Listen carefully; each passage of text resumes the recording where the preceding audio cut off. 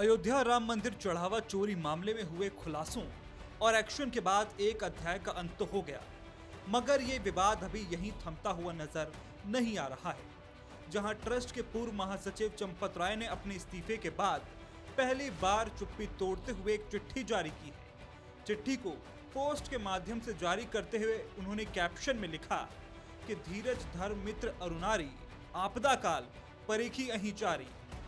और चिट्ठी में उन्होंने जो लिखा उसे धमकी समझा जाए या किसी के लिए चेतावनी, कुछ कहा नहीं जा सकता, क्योंकि पहले तो चंपत ने इस बात पर नाराजगी जताई कि एसआईटी की रिपोर्ट को सार्वजनिक कर दिया गया है, और उन्होंने ये तक लिख दिया कि वो अपना जवाब एसआईटी की फाइनल रिपोर्ट आने पर ही देंगे। चंपत राय से मुलाकात तो नहीं हुई, लेकिन वो आप पूरा बता दें कि कौन कौन किसमें कमी है। कल उन्होंने लेटर भी जारी कर दिया। हाँ, बड़ा अच्छा काम किए। और जो जानकारी चंपत राय को थी वो किसी को नहीं थी, वो पूरा बातों को बताने और आस्थान और रामलला और आगे जाएंगे। चंपत राय की ये चिट्ठी क्या सामने आई कि अयोध्या में मानो खलबली मच गई है, जिसके बाद एक बैठकों और मुलाकातों का दौर शुरू हुआ। ट्रस्ट के कोषाध्यक्ष स्वामी गोविंद देव गिरी से लेकर गोपाल राव समेत कई चेहरों ने एक दूसरे से बातचीत और मुलाकात की। ये मुलाकातें ऐसे समय में हुई जब चंपत राय ने अपने पक्ष को विस्तार से रखा। तो आरोप लगाने मात्र से कोई दोषी नहीं हो जाया करता है। एसआईटी जांच करेगी, दूध का दूध पानी का पानी करेगी, जो दोषी होंगे उनको सजा मिलेगी। तो चंपत राय जी ने ठीक ही कहा है, अपनी आत्मा के बल पर कहा होगा कि जब एसआईटी का परिणाम आ जाएगा, जांच पूरी हो जाएगी, तब मैं एक एक बिंदु का उत्तर दूंगा। तो प्रतीक्षा करिए, एसआईटी का रिजल्ट आवे और वो उत्तर दें। हालांकि चंपत राय की इस चिट्ठी को लेकर सियासी गलियारों में भी खूब हलचल मची हुई है और कांग्रेस से लेकर सपा तक के तमाम नेताओं ने निशाना साधा है।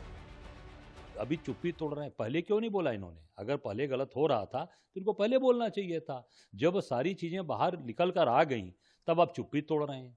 अगर आप ईमानदार हैं, अगर आप भगवान के भक्त हैं, तो आपको गलत चीजें अगर पता चली उसमें तत्काल कार्रवाई करानी चाहिए, तो उसमें बोलना चाहिए था। मीडिया के सामने, लोगों के सामने, प्रशासन के सामने। सरकार आपकी है यहाँ से लेकर दिल्ली तक, क्यों नहीं बोले? सबसे पहले तो बताइए एसआईटी है कहाँ? वो एसईटी है, एसआईटी नहीं है। एसआईटी या तो कोर्ट के आदेश पे बनेगी, और अगर एसआईटी बनाई थी सरकार ने तो सरकार एफआईआर कराती। एफआईआर ट्रस्ट ने कराई है, तो लोगों को बेवकूफ क्यों बना रहे हैं? तो आपका कहना है कि सीधा सीधा बेवकूफ बनाया जा रहा है? हाँ, बिल्कुल बेवकूफ बनाया जा रहा है। हर चीज की लीपापोती हो रही है, इसके अलावा कुछ नहीं हो रहा है। जनता को अब एसआईटी या किसी भी जांच पर कोई भरोसा नहीं है। अब वो मान चुकी है कि चंदा की चोरी हुई है, और किसके निगरानी में चोरी हुई है, इसका जिम्मेदार कौन है।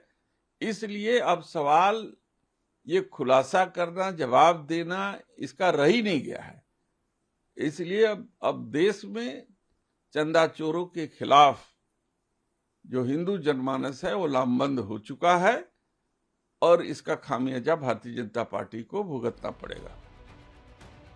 बहरहाल चंपत राय की चिट्ठी ने हलचल तो जरूर बढ़ा दी है, और अब उनकी इस चिट्ठी ने कई बड़े सवाल जरूर खड़े कर दिए हैं।